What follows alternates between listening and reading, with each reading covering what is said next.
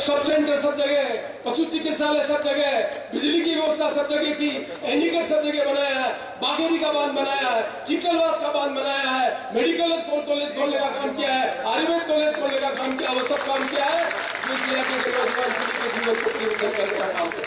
क्यों कर सके? इसलिए कर सके कि हमारी पार्टी सत्ता में थी। क्यों कर सके हम? इसलिए जिनके साथ काम करने का मौका मिला उन्होंने मैं मौका दिया। मैं सौभाग्यशाली हूँ। मैं 98 में जब तीसरी बार मंत्री एमएलए बना तब अशोक जी गहलोत जो राजस्थान के मुख्यमंत्री थे, मेरे उनके संबंध 1980 थे। 1980 में भारत सरकार के मंत्री थे, डिप्टी मिनिस्टर थे इंदिरा गांधी जी के जमाने से।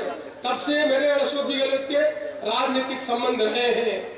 और मोहनलाल सुखाड़िया जी के समय में राजनीति में आने के बाद मुझे राजस्थान में काम करने का मौका देने का किसी ने काम किया, मेरी क्षमता को पहचान कर किसी ने काम करने का काम दिया, उसका नाम अशोक गहलोत। 98 में मैं सीधा कैबिनेट मिनिस्टर बना।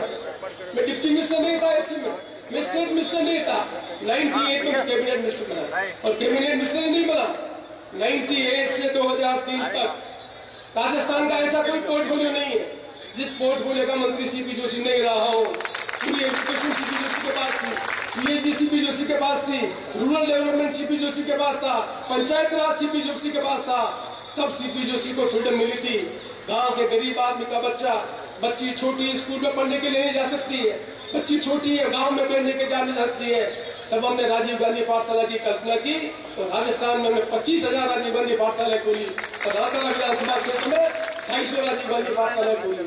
और पाठशाला नहीं खोली, हमने उसका भवन भी बनाने का काम किया, हमने पानी के लिए उसके हैंडपंप व्यवस्था करने की काम किया। और आज मुझे कहते हुए खुशी है कि गांव का गरीब आदमी का बच्चा राजीव गांधी पाठशाला से पढ़ लिख कर आगे बढ़ रहा है और आगे बढ़ने का कल्पना करने का काम कर रहा है। ये काम हम 98 में पंचायत राज मंत्री नहीं बनते तो नहीं कर सकते। मैं राजस्थान सरकार में मंत्री नहीं होता तो अशोक गहलोत जी के निर्णय करवाकर ये बागेरी की योजना नहीं बना पाते थे। भैरव सिंह जी की सरकार ने फैसला कर लिया था कि बनास के अंदर 2 मीटर से ज्यादा निकट नहीं बन सकता है, पीने की पानी की व्यवस्था करनी थी। अशोक जी गहलोत जी मुख्यमंत्री थे, मैं उनके कैबिनेट का मंत्री था। मैंने कहा कि हमारे यहाँ पीने के पानी की तकलीफ है, हमें योजना बनानी पड़ेगी और योजना बनाने के लिए नियम और कानून बदलने पड़ेंगे। और मुझे आज कहते हुए गर्व है अशोक गहलोत जी मुख्यमंत्री ने कैबिनेट की एक सब कमेटी बनाई जिसमें कमला बेनीवाल जी, गुलाब सिंह जी सत्तावत, माधव सिंह सेवान, दीवान, ये जो 3 कैबिनेट मिनिस्टर थे, इनकी कैबिनेट की सब कमेटी बनाई और हमने बागेरी की योजना बनाकर बताया कि पीने के पानी की समस्या का समाधान क्या होगा।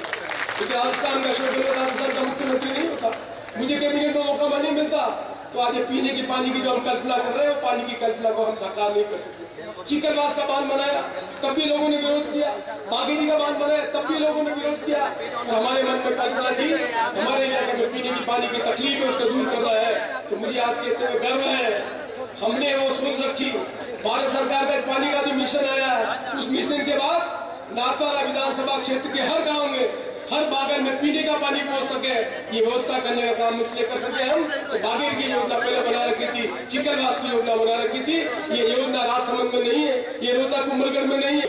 मेरे मन में कल्पना है कि आने वाले 10 साल में ये नाथद्वारा और कांकरेली मिलकर एक नया शहर बने, ऐसा शहर बने जो उदयपुर से भी आगे बड़ा शहर बने। कॉलेज यहाँ हो, मेडिकल कॉलेज यहाँ हो, मार्बल की बंडी यहाँ हो, डेयरी का मामला यहाँ हो और एक विकसित शहर बन सके ये मन में कल्पना लेकर मैंने नाथद्वारा को जिला नहीं बनाया। मुझे मालूम है नौजवान पीढ़ी के लोगों को मालूम नहीं है दुनिया का सबसे ज्यादा सिल्वर डिपोजिट आज कहीं पर है तो रेल मगरा के अंदर है। उस रेल मगरा में स्पेशल लगना चाहिए। अशोक जी गहलोत से बात की, अशोक जी गहलोत को सहमत करवाया, अनिल अग्रवाल जी से बात की और हमारे मन में कल्पना है इसलिए वोट मांगने के लिए आए कि आपकी बार वोट मांगने के बाद हमारे और अशोक जी के मन में कल्पना है कि रेल मगरा में एक बड़ा स्पेशल लगना चाहिए जिससे लोगों को रोजगार के साधन उपलब्ध हो सके। हम वोट मांगे इसलिए नहीं है हमारा कोई हिसाब किताब आती है, हमने कोई काम नहीं किया हिसाब किताब उठा के देखे। शिक्षा, स्वास्थ्य, एजुकेशन किसी भी क्षेत्र में एक विधानसभा क्षेत्र में जो काम होना चाहिए उसमें हमारा खाता कमजोर नहीं है। कोई भी मापदंड उठा के देख ले पर एक खाता हमारा कमजोर है। सीपी जोशी 1980 का एमएलए, अशोक गहलोत जी तीसरी बार के मुख्यमंत्री, उनकी गुडविल से नाथद्वारा के विकास के लिए जो काम किया वो काम कर पाए और एक काम अशोक गहलोत जी और हम नहीं कर पाए, वो काम हम नहीं कर पाए। उदय जी मास्टर का एक लड़का पढ़ लिख कर होशियार बनकर इस जगह पहुंच सकता है, मेरे इलाके के गरीब आदमी का बच्चा क्यों नहीं पहुंच रहा? क्या हमारे मन में कल्पना नहीं? हमारे बच्चे पढ़ी लिखी होनी चाहिए? क्या हमारे मन में कल्पना नहीं हमारा बच्चा पढ़ा लिखा होना चाहिए?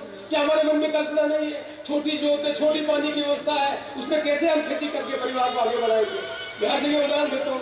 1980 में जो काश्तकार 1980 में 4 बीघा जमीन थी, उस 4 बीघा जमीन में 10 साल का बच्चा था 1980 में। 2000 में उसकी उम्र 30 साल हो गई। उसकी खेती में कितना पाती आया? 2 बच्चों के लिए 2-2 बीघा पाती आया। और 2000 में जिनके बच्चे हो गए वो 2030 में कितनी जमीन पाती आएगी? 1 बीघा जमीन पाती आएगी। 1 बीघा जमीन तीसरी पीढ़ी में वो किसान जिसने सीपी जोशी को वोट दिया, वो किसान जिसकी तीसरी पीढ़ी का बच्चा 1 बीघा जमीन का उसका काम नहीं समझता तो मजदूरी करने के लिए कहाँ जाएगा? सूरत जाएगा, बम्बई जाएगा, कलकत्ता जाएगा?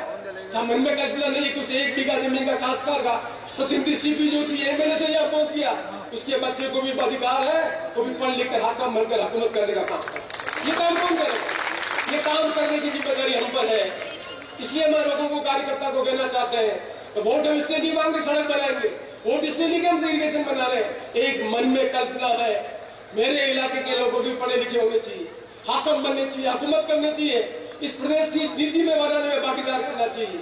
मैं पहला जनप्रतिनिधि था जिसने सोचा था कि गांधी समाज के लोगों को भी एमएलए का टिकट मिलना चाहिए। मैं पहला जनप्रतिनिधि था जिसने खरबट सदाना क्या होते हैं उनको भी जनप्रतिनिधि बनने का मौका मिलना चाहिए। ये मन में कल्पना ली, तब मन में आप गणेश जी परमार एमएलए बने या पुष्कर डाली एमएलए बने।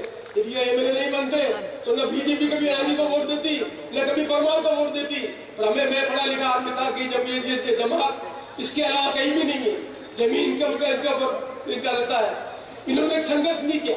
मैंने फैसला करवाया अशोक गहलोत जी से कि खरबट सदाना समाज के लोगों को रिजर्वेशन करना चाहिए। और आप ये कहते हैं खुशी है कि जो खरबट सदाना बच्चा पढ़ लिख कर होशियार बन रहा है उसको सरकारी नौकरी में मिल रहा है। अब आरक्षण में मिल गया तो पंच बन रहा है, सरपंच बन रहा है, प्रधान बन रहा है। और ये आरक्षण नहीं होता तो क्या मिलता? मेरे को तो कोई कहने नहीं आया था। और मेरे मन में कल्पना थी कि इन लोगों को भी सत्ता में भागीदारी मिलनी चाहिए। सत्ता में भागीदारी मिलने के लिए हमने अशोक जी गहलोत से बिना आंदोलन के, आंदोलन नहीं करवाया है, तो संघर्ष नहीं करवाया। हमने यहाँ पर खरबट सदाना समुदाय के लोगों को आरक्षण किया। उस आरक्षण का फायदा है कि आज पढ़ा लिखा जो बच्चा है वो नौकरी करने का काम कर सकता है, रिजर्वेशन में पंचायत का सरपंच बन सकता है, प्रधान बन सकता है। यदि हम फैसला नहीं करते ये समाज को आगे बढ़ने का मौका नहीं मिलता। यही राजनीति है।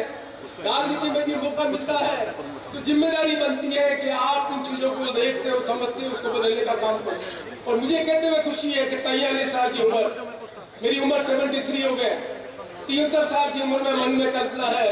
एक बुद्धि जी मास्टर का लड़का जो नाथद्वारा के स्कूल में पढ़ा, जिसको उदयपुर में जाकर पढ़ने का मौका मिला, जिसे राजनीति में संरक्षण मिला, आगे बढ़ने का मौका मिला, उसने नीति बनाकर अपने इलाके की तरक्की करने का काम किया। इसलिए मैं चुनाव लड़ना चाहता हूँ। मेरे मन में कल्पना है मेरे किसान के बच्चे पढ़ लिख कर होशियार हो, किसान की खेती की तरीका बदले। गेहूं और मक्की से परिवार आगे नहीं बढ़ेगा। मक्की के और गेहूं के अलावा गैस स्रोत पैदा करनी पड़ेगी, फसल उगानी पड़ेगी, सब्जी की 2 पैसे बढ़ाने का काम करना पड़ेगा। गाय भैंस को हम पालना जानते हैं तो हमें फैसला करना पड़ेगा कि क्रॉस ब्रीड की गाय भैंस लावे। 2 पैसा ज्यादा घर में आएगा तो उससे परिवार को आगे बढ़ने का काम करना पड़ेगा। इसलिए यहाँ पर डेयरी बनाई है, इसलिए डेयरी का प्लान बनवाया है, ये ऐसे कैटल फीड का काम बनाया है कि आने वाले समय में हमारे परिवार के लोगों के जीवन में परिवर्तन हो। और एक बड़ा काम अशोक गहलोत जी कर रहे हैं, उस काम को भी समझने की जरूरत है।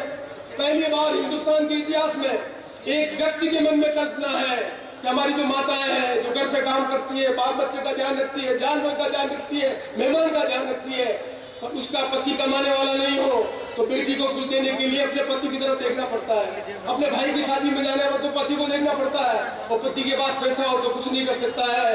वो पैसा कैसे उसके हक में है। इसलिए हमने फैसला किया है कि सरकार अब बनेगी, उस महिला के सम्मान के लिए हर 1 साल में उसके खाते में 10,000 रुपए खाते में डालेंगे, जिससे सम्मान के साथ वो अपने बहन बेटी की इज्जत कर सके और पैसा करने का काम कर सके। ये कोई आपने से सोचा किसी ने? ये अशोक गहलोत की सरकार और कांग्रेस की सरकार है जिसने सोचा था गरीब आदमी की बीमारी का पैसे कैसे होता है। मैंने देखा है 18 साल का नौजवान 4 बार अकाल पड़ गया है, परिवार का पालन पोषण करना है, मजदूरी करने के लिए जा रहा है, सूरत जा रहा है, बम्बई जा रहा है। 18 साल का आदमी 50 साल की उम्र में खांसता है, खांसी हो जाती है, काम नहीं करता है, देवरे जाना पड़ता है, देवरे इलाज में तो उदयपुर जाना पड़ता है, उदयपुर में तो अहमदाबाद जाना पड़ता है, खेत खेत में रखना पड़ता है, आदमी भी जाता है और खेत भी जाता है। ये कहानी गाँव की मैंने नजदीक से देखी है। और आज कहते हुए घमंड है कि अशोक गहलोत जी की सरकार ने फैसला किया है कि गांव के गरीब आदमी का कोई भी तकलीफ हो, तो उसके 25 लाख रुपए का इलाज सरकार मुफ्त में कराएगी। खाली आधार कार्ड लेकर चले जाओ, उस आधार कार्ड का काम करेगा। इतना आदमी कौन करेगा? तो गरीबी देखी हो, तकलीफ देखी हो, तो जिंदा रहो उनके साथ, जिनका अनुभव किया हो, वही आदमी नीतियों बनाने का काम कर सकता है।